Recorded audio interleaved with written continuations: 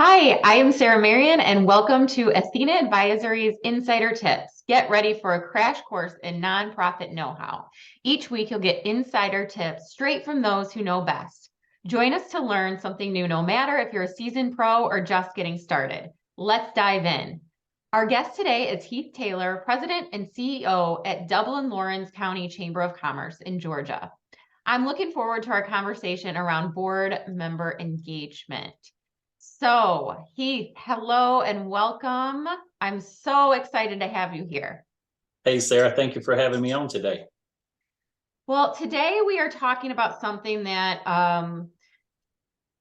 is an issue among a lot of nonprofit leaders, but also board members themselves. I think there can be some challenges, but really easy ways to improve relationships and board member engagement across the board. So I'd like to hear your take on that and what you've experienced in the world of board members.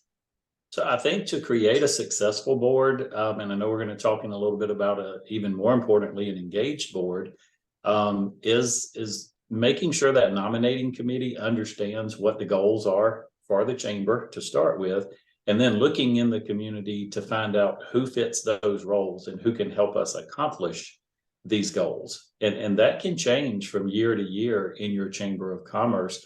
There may be other people in other industries or areas of government that you may want to have at that table, depending on what that program of work looks like for those upcoming years. So it's very important to make sure that we're recruiting the right people.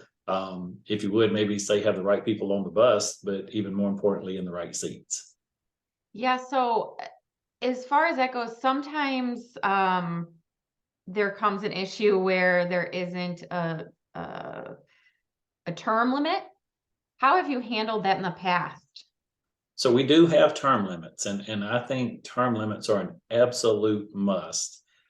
You can't allow somebody to sit on your board for 10, 15, 20 years, I've heard sometimes in some organizations, because they develop a sense of ownership. And they become the authority, and the ultimate decision-making power lies within them. And you just can't allow that to happen. You do need to have experienced people on your board. You need to have people that are knowledgeable of the goals you're trying to accomplish, but you never want to allow people to overextend their terms. And I think typically consecutive 3-year terms is more than enough. And then someone should take a year off from serving on that board before they would be allowed to come back. Okay, that's a great tip. One question that a lot of organizations have is how do we build those relationships among the board members? How do we build that trust and that teamwork environment? Because a lot of these people, they don't know each other off the bat. They're coming from all sorts of industries and they don't know each other. And then you're only meeting once a month or even less, maybe. How do you nurture those relationships? So board training is of utmost importance. Every single year, I don't care if folks have been on the board for 2 years, 3 years, you should attend board training every year. And you should have some time set aside outside of the board training for dinner or something that you can get together in a casual atmosphere and have your board members meet one another. It's also important when we're engaging these board members initially to come onto the board that they are aware of what our goals and agendas are, so that fits into an area that they're comfortable talking about. But then, yeah, we want to keep them engaged with one another, and almost I like to look at our board as an extension of my family. We have fun together, we're engaging, and we can be honest with each other. We've got to have open, honest conversations at the board table, not in the parking lot after the board meeting, but you should be able to bring up your issues at the board table and everyone respect one another.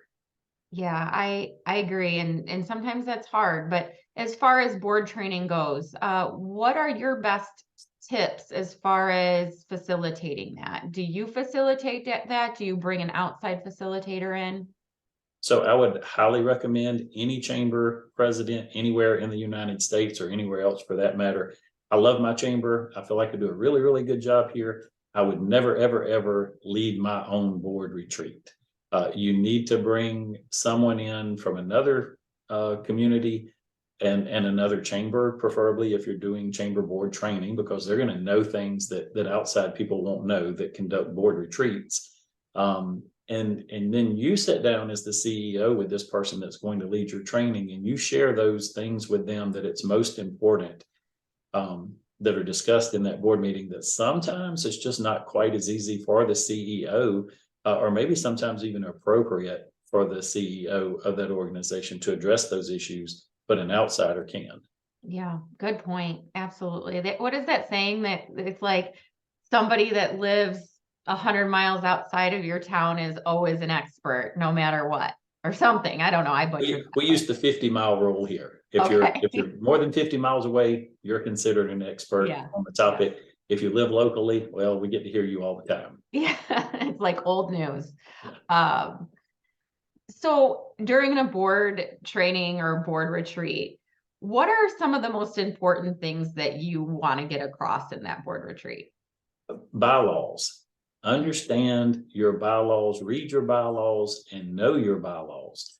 So many chambers that I work with across the United States, they've not reviewed their bylaws in 10 or 15 years. One case, not even since their chamber was incorporated. They had not reviewed their bylaws. Some of them are so irrelevant, they don't even need to be in there anymore. But at a minimum, you would want to review those bylaws every 3 years. I recommend every 2 years, but at least every 3 years, because you are the governing body of the organization. You have to know and understand those bylaws. You also have to understand boards work on governance and policy. They don't run day-to-day operations of the organization. That's what you hire a CEO to do. But you participate in governance and policy. One of the ways you do that is by knowing your bylaws. That's great. And yeah, it's always something they say, like, read this when you can't sleep at night. But, the bylaws are so important, because if you're not following those, or if they're not relevant, how are you moving your organization forward in the right way? Yeah. And common things today, Sarah, attendance policies. And by attendance, I mean, especially since COVID, and a lot of people have not revisited their bylaws, and they don't have policies addressing, if you can attend a meeting by Zoom, if you can still call in, or different things are counted present now that were not before. Sometimes even voting in different states have different laws as to whether you can vote without being in person. So yeah, bylaws need to be reviewed at least every 2 years. Absolutely. That's a very good tip. So back to kind of engaging your board. What ways would you say are I guess I'll switch it this way. Why do you think it's sometimes difficult to get board members engaged? 100%, because the topics being discussed at your board table are not of value. If I'm asking the CEO of the hospital, the CEO of Parker Aerospace to attend my board meeting, I'm asking for their most valuable resource, which is their time. And if they're going to come sit at the board table and I'm going to give a recap of the golf tournament and talk about the upcoming Women in Business program that we're having, I'm not valuing their time. We need to have topics on the board table that are higher level discussions about things that are impactful in our communities. If you start making some decisions that are impacting your community, and you start doing some voting at your board meetings that has impact, you're going to have people not only sitting in those seats, but they're going to be attentive when they're sitting in those seats. Great tip. And I guess that answers, how to get board members engaged. And it's just to have that quality conversations, items that are like actionable, not reports. The reports are for the consent agenda for them to read before the meeting so they can be prepared, but not at the meeting. Absolutely.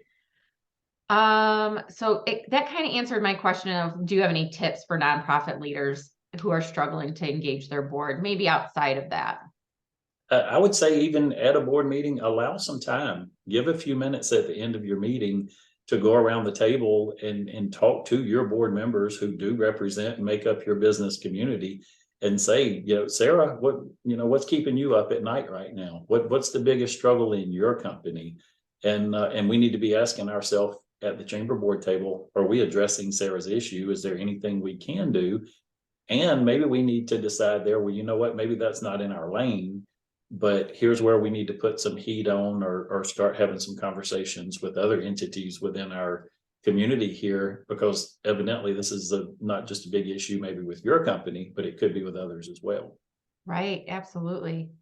So I guess I'm going to just leave it open to you. What else would you like to share in the way of, board members? I think board recruitment at the bottom line there, the most important thing is the people that we are bringing in to serve on our board, to make sure again that we've got the right people sitting at that table. Your chamber has a program of work and some sort of mission that you're trying to accomplish, whether it be over the next year or the next 5 years. And as the board of directors and as the chamber CEO, you need to make sure you got the right people around that table that are going to help you to achieve those purposes and those goals. And an example I could give you is, maybe the CEO is a very powerful person from your local hospital, but maybe you're trying to accomplish an initiative that they may actually be opposed to. So this is probably not the year that you want to have that CEO on your board. You want to try to surround yourself with people that are going to help your chamber achieve the initiatives that you've set forth in your program of work. Right. So recruiting the right board. And then also, that relationship with the board chair and the executive director or president and CEO is crucial, right? To moving anything forward.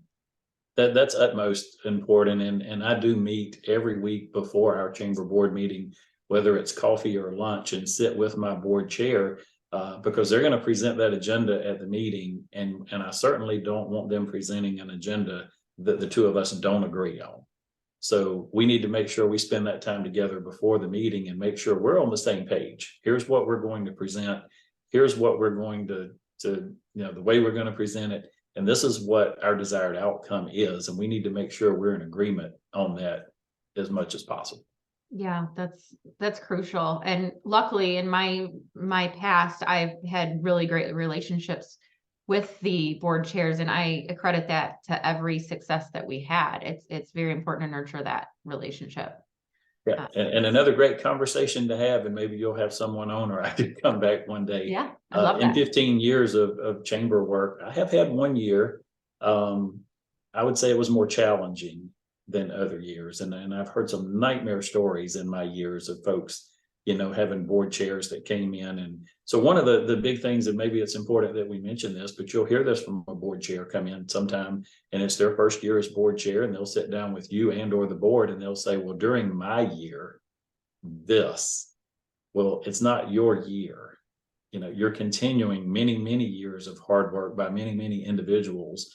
And this is not your year to accomplish your goal, but to accomplish the chamber's goals. That's a really, really good reminder. This is not your chamber now. This is just you continuing on the mission of the organization. That's right. Yes. So I think that's all the questions I had for you. Would you like to share anything else about, yourself, or any favorite books that you have read that could help another nonprofit leader? Yeah, absolutely. So again, I'm president CEO here at the Dublin Lawrence County Chamber of Commerce. In addition to this, I have the privilege of being pastor at Gulf Baptist Church, which is a local community here. And so I get to share a lot of encouragement with folks, and the two jobs marry together very well, because I get to encourage people and help them in their daily lives. And a book that I'm reading right now is actually called, is sitting on my desk behind me. I could, I would, I should. And there's a red line through each one of those words. And at the bottom, it says, I will. And if we could stop looking for what we will get out of circumstances and situations, and look at what value we could bring, we would live in a much greater world if all of us could do a better job at that. Well, Heath, I think you are doing that right now by, coming on to the Athena Advisory Insider tips and sharing your knowledge with us. And I'm putting that book in my Amazon cart right after this. But I truly appreciate you coming on. And you also do some consulting as well for chambers of commerce, yes? So I do travel quite a bit, whether it's a board retreat, planning retreat. If you want to go over or review your bylaws, or you need to look at things such as that, and a lot of work with local chamber ambassador programs, mostly throughout the Southeast, but even can do some videos and Zoom trainings these days. So yeah, anything to do with non-dues revenue with the chamber. I really enjoy negotiations and sponsorships and things such as that. So Wonderful. Thank you so much. I will be putting your contact information in the show notes below. But again, thank you so much for your time. I appreciate it. You've given us some really great insider tips on board engagement and recruitment. So thank you so much for that. And I will stop recording now.